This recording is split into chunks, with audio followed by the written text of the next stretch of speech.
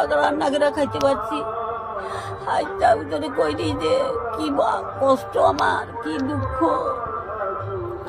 এই বৌমা মানে কেউ ঘুরিয়া দেখেনি, দুটো রান্না করে দেয়নি। 1 মাস রান্না করে দিল বলে ও আবার পি দিল।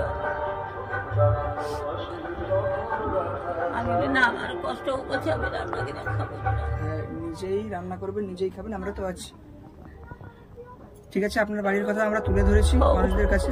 যদি কোনো মানুষ সহযোগিতা করে, ওনাদের কাছ থেকে সহযোগিতা বা যতটা দেবেন ওনাদের কাছ থেকে করবো, আর আমাদের কিছু আর্থিক অবস্থা সাহায্য করে আপনার বাড়িটাকে তৈরি করার ব্যবস্থা করবো। আর আপনি যখন বলছেন আপনার পায়ের অবস্থা আগে থেকে ভালো আছে, তাহলে ওই ওষুধগুলো মাখুন, ওষুধগুলো মলমগুলো নিন। কারণ যদি সেরকম হয়, ডিটেল সাবান সবসময় ডিটেল সাবান ব্যবহার করে দিই, ডিটেল সাবান ব্যবহার করে দিই, প্রতিদিন কাপড় কাচি দিই, সব সাফা পরিষ্কার পরিষ্কার। ডাক্তার বলছে তুমি একটু পরিষ্কার পরিষ্কার সবসময় থাকবে। ঠিক আছে, ডাক্তার যখন বলেছেন টাইম মতো ওষুধপত্র খাবেন, টাইম মতন খাওয়া দাওয়া করবেন। এই টাইম মতো সারাদিনে 4 বার 5 বার খেতে সহ্য করতে পারিনি, ওকে খেতে পারিনি। 4 বার 3 বার খাবে। তুমি খেতে পারলে তবে যা তোমার বলটা আসবে।